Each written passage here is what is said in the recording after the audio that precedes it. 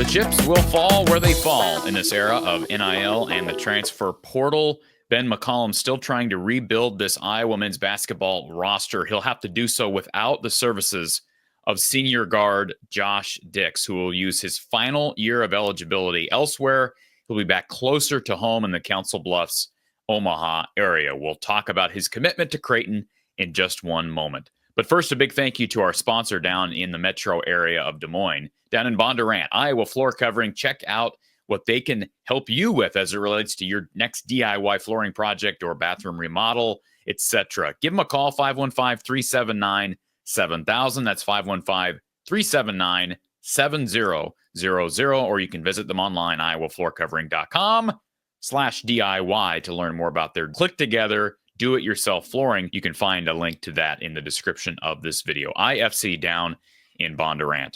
So news that broke here this morning, Iowa spurned by senior guard Josh Dix. He'll be a senior next year. He's got 1 year left. He'll be headed back home to play closer to his family at Creighton University. Early reports out there, and of course we cannot validate such reports, but reports that Creighton offered him upwards of $1.5 to $2 million to play 1 year for the Blue Jays. Now, Josh Dix took visits to Kansas. He took a visit to Creighton, took a visit to Illinois, visited Indiana. Ben McCollum, it's said that he made a strong push for Josh Dix. Now, how much was Iowa actually able to offer this young man?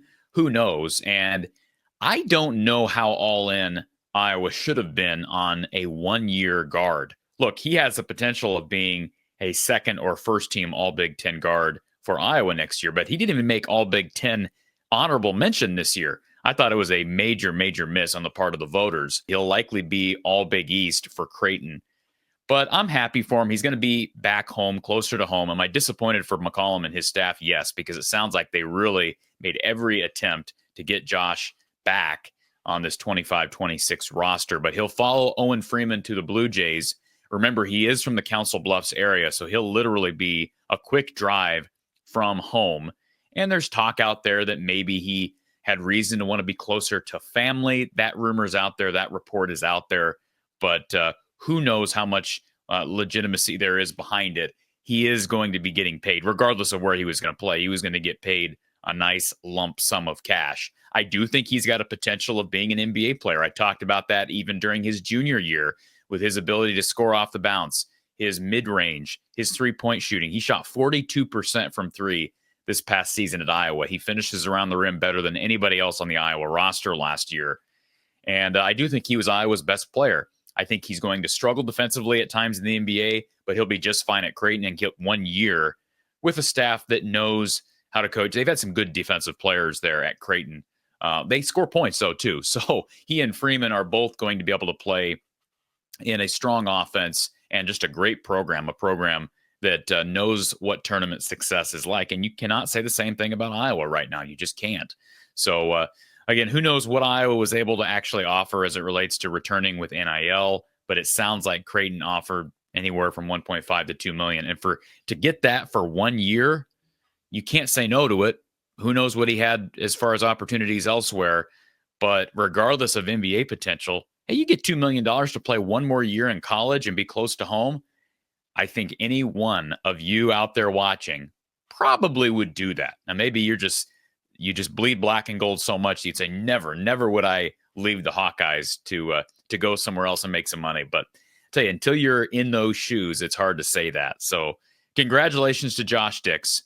I'm disappointed for Iowa. Now the Hawkeyes have to figure out a way to recover. And Ben McCollum expected or knew this was a possibility that Josh Dix would say no to Iowa.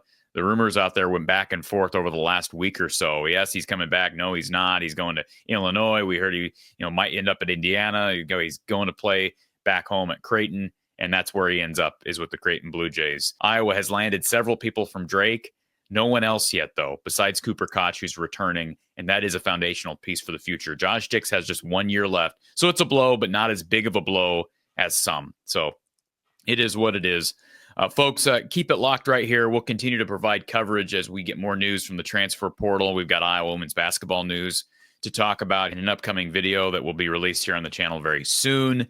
And of course, if you're looking for live shows, we're going to have a live show next week. Details on that to be announced. So keep it locked right here. But we're going to be talking about this new roster and the future with the portal and all this. But the news is not going to slow down. Iowa's got to figure out a way to fill their roster. And right now, I believe they have 5 people technically as part of this roster. I know the Miami transfer, Isaiah Johnson-Arrigu, has not yet formally entered the portal, but I keep hearing that he will. Seydou Traore entered. We'll talk about that here coming up very soon as well. So much to get to and to talk about. So be sure you hit the like button, subscribe if you've not already done so, share the show out on social media, and be sure you like our page on Facebook, Instagram, and X. Help us to grow our social media presence. Great things, big things, exciting things to come right here from the Hawkeye of the Storm all year round. We'll talk to you soon.